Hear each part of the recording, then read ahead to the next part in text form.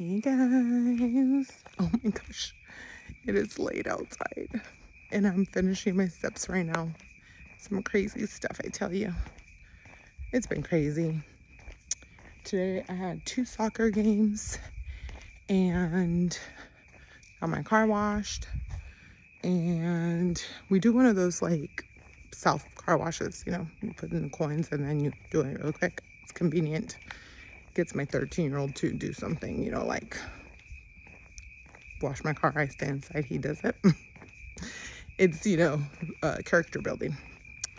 And then I came home and I printed a bunch of pictures that I've been like wanting to print for years. I'm talking about like 10 years. I kid you not. I've had these pictures.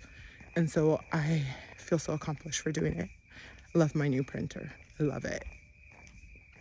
It's like an EcoTank ET3958. And it prints photos, and the ink has barely moved. It's fantastic. So I have about like 14,000 pictures in this phone alone.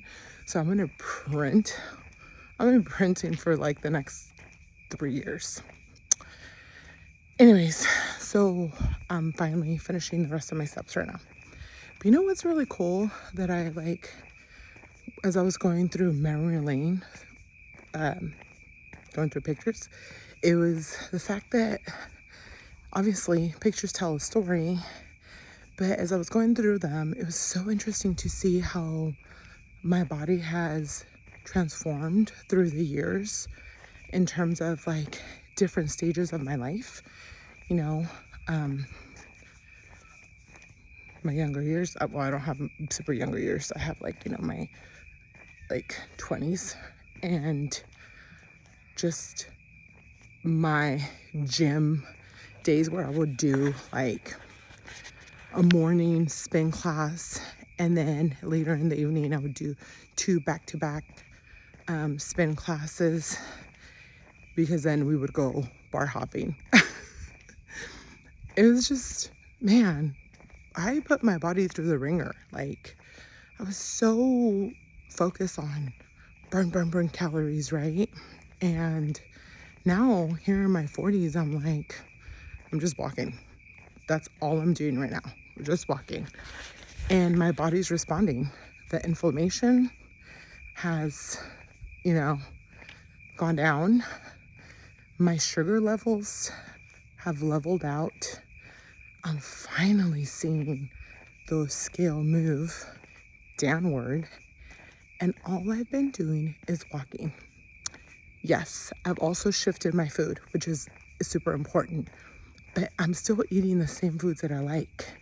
Except obviously, I think I will say that I have been fasting unintentionally, because it's like, I feel like it's a natural progression.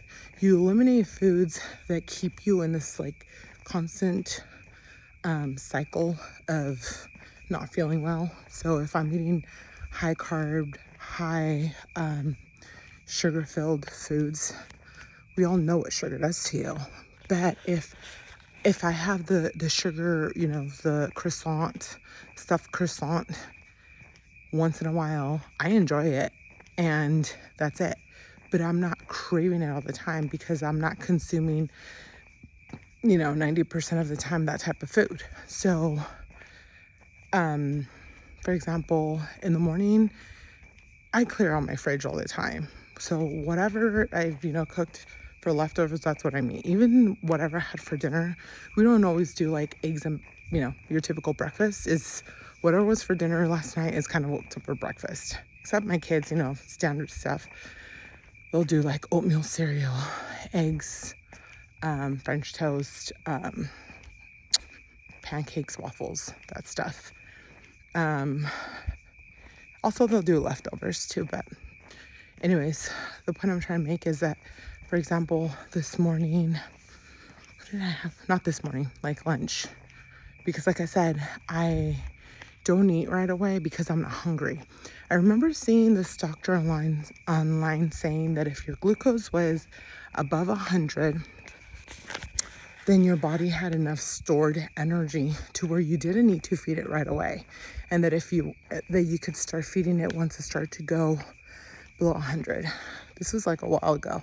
And I don't know how truth that is, to be honest. I never really dove deep into that. But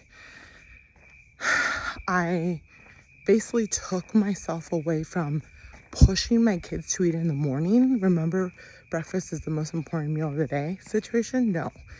I am more now trying, because I feel like I'm all over the place, sorry. But I feel like when we're younger, we have that intuitive eating, right? We eat when we're hungry. We stop when we're satisfied, not full. And then you start growing up with, oh, you can't waste food, so you have to eat it, right? Because you don't want to waste food. And then you grow up being like, well, I don't want to waste my kids' food, so I'm going to eat it, right? And you get into this like vicious cycle of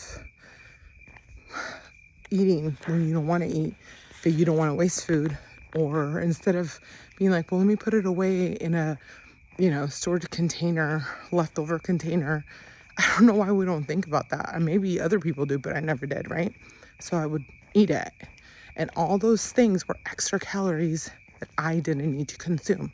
So it's so normal, especially for mothers, to struggle during those times, like during those like motherhood bearing years of like being deep into toddlers where they're picky eaters, or one day they want to eat bananas, the next day they don't want to eat bananas, and you're like, well, you loved peanut butter and jelly sandwiches, all of a sudden they don't, and so you're like, well, let me eat it, but I digress.